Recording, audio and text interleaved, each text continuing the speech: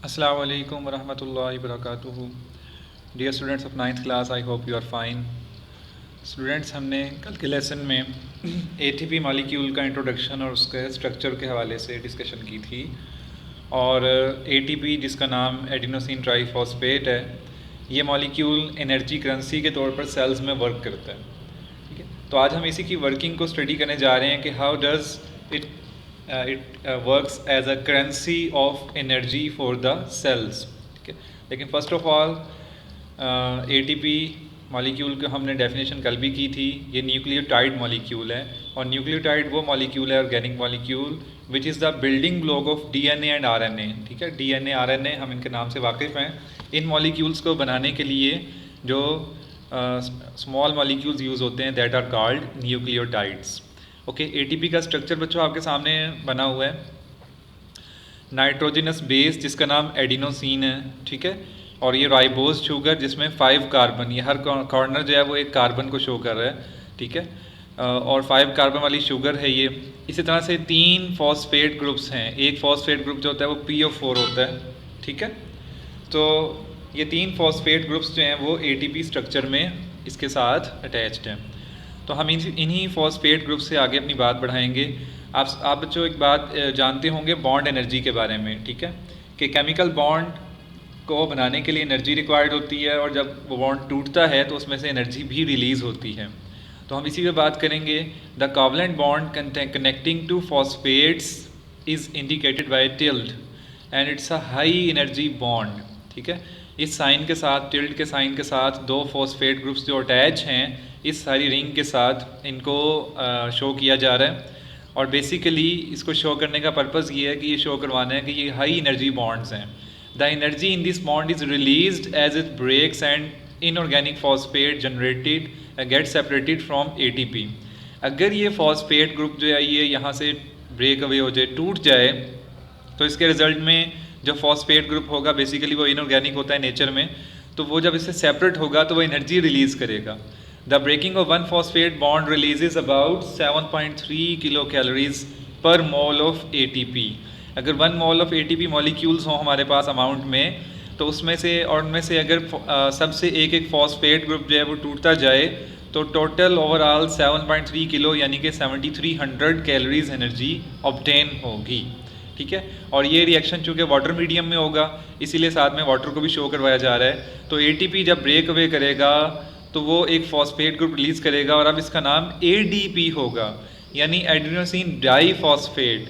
ठीक है, ट्राईफॉस्फेट का मतलब 3 फॉस्फेट ग्रुप्स, और जब एक ग्रुप टूट गया तो फिर 2 फॉस्फेट रह गए, that is why it is called adenosine diphosphate. Okay, और इसके साथ ही एनर्जी भी रिलीज़ हो रही है 7.3 किलो कैलोरीज पर मोल। आगे रीड करते हैं। In common energy reactions only the outermost of the 2 high energy bonds breaks. आमतौर पर क्या होता है कि आउटर मोस्ट जो बॉन्ड होता है फॉस्फेट रेडिकल, फॉस्फेट ग्रुप, वो टूटता है।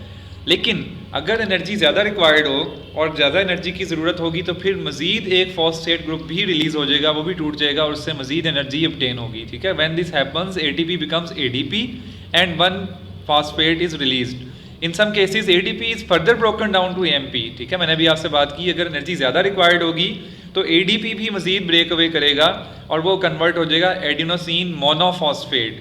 AMP means adenosine monophosphate. और इस तरह से ये रिएक्शन हम देख सकते हैं कि ADP अगर वाटर मीडियम में मज़ीद एक फॉस्फेट ग्रुप को रिलीज़ कर देता है, अब वो कन्वर्ट हो जाता है AMP के अंदर, यानी एडिनोसिन मोनोफॉस्फेट। तो अपने लेसन को हम कंक्लूड करते हैं। Cells constantly recycle ADP by recombining it with phosphate to form ATP। देखो, ADP जो है ये तो बना है जब हमें एनर्जी की रिक्वायरमेंट थी, लेकिन हमें तो ATP ही की असल रिक्वायरमेंट तो हमें ATP की है। एनर्जी को तो ATP की फॉर्म में हमने रिस्टोर करना है। लिहाजा आमतौर पे क्या होता है, सेल्स मुसलसल ADP को अगेन उसको रिसाइकल करते रहते हैं, एक फॉस्फेट ग्रुप को उसके साथ कंबाइन करवाते हुए दोबारा से ATP बनाने में। The synthesis of ATP from ADP and phosphate requires the expenditure of 7.3 kilocalories of energy per mole। और जैसे आप जानते हैं बच्चों के ATP के टूटने से ADP में कन्वर्ट होने से 7.3 किलो कैलोरीज एनर्जी हमें ऑब्टेन हुई थी। अब अगर हमारी बॉडी वो एनर्जी दोबारा इसको प्रोवाइड कर दे तो ADP अगेन ATP में कन्वर्ट हो जाएगा। This energy is obtained from the oxidation of food stuff. और ये एनर्जी कहाँ से मिलती है? जब हमारी सेल्स को फूड मिलती है और उस फूड को ऑक्सीजन के साथ ऑक्सीडेशन होती है, तो फिर क्या होता है, एनर्जी रिलीज होती है फूड में से, और वो एनर्जी जो है वो एटीपी को जनरेट करने में यूज़ होती है। जैसे हमने चैप्टर के स्टार्ट में पढ़ा था कि बायो एनर्जेटिक्स में क्या होता था कि पोटेंशियल एनर्जी जो हमारी बॉडी में है वो केमिकल बॉन्ड्स के अंदर स्टोर होती है। वो केमिकल बॉन्ड्स कौन से होते हैं? वो एटीपी के केमिकल बॉन्ड्स होते हैं, ठीक है। So we can summarize that ATP is generated by energy releasing process, ठीक है। Energy releasing process means oxidation of food stuff. हमारी फूड जब ऑक्सीडेशन के थ्रू एनर्जी रिलीज करेगी तो उसके रिजल्ट में एटीपी जनरेट होगा। And is broken down by energy consuming process. इसी तरह से जब हमें एनर्जी कंज्यूम करना होगी, एनर्जी को यूज़ करना होगा, तो फिर क्या होगा, एटीपी टूट जाएगा, ठीक है, और इसके रिजल्ट में हमें एनर्जी मिलेगी जिसको हम यूज़ करेंगे। In this way ATP transfers energy between metabolic reactions. इस तरह से क्या होता है बच्चों, जहाँ पे एनर्जी ज़्यादा होती है वहाँ पे एटीपी बनना शुरू हो जाते हैं, और जहाँ एनर्जी रिक्वायर्ड होती है वहाँ पे एटीपी टूटना शुरू हो जाते हैं, और हम कह सकते हैं ATP works like a currency. तो बच्चों थोड़ा सा टॉपिक को रिवाइज करते हैं। 3 फॉस्फेट ग्रुप्स होते हैं एटीपी के अंदर, ठीक है। इसमें से जो 2 ये टिल्ड के थ्रू शो किए जा रहे हैं, ये 2 बॉन्ड्स होते हैं, हाई एनर्जी बॉन्ड्स होते हैं। अगर ये बॉन्ड टूटेगा तो उसके रिजल्ट में एटीपी कन्वर्ट हो जाएगा एडीपी के अंदर, और 7.3 किलो कैलोरीज एनर्जी हमें ऑब्टेन होगी, ठीक है। इसी तरह से अगर एडीपी भी मज़ीद जो है वो ब्रेक अवे का शिकार होगा और उसको एनर्जी रिक्वायरमेंट के लिए उसको भी टूटना पड़ेगा, तो वो एएमपी के अंदर कन्वर्ट होगा।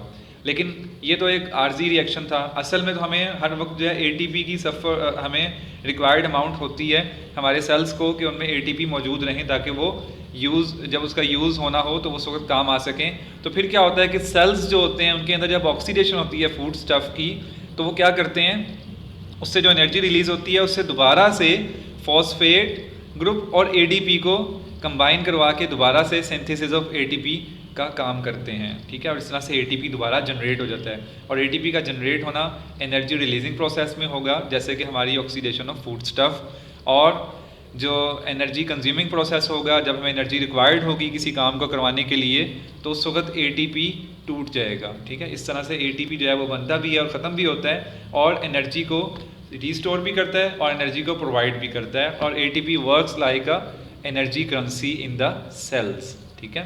तो बच्चों ये आपका पेज नंबर 120 के ऊपर ये 3 पैराग्राफ्स है जो मैंने आपको पढ़ाए हैं, और इसी से आपका होमवर्क है कि explain how ATP molecule works as energy currency in cells. तो ये जो 120 पेज पे 3 पैराग्राफ हैं, इसके हवाले से इसमें इसका आंसर मौजूद है। ये एज अ लॉन्ग क्वेश्चन आपको पूछा जा सकता है, तो आप लोगों ने इसको अच्छे तरीके से याद करना है।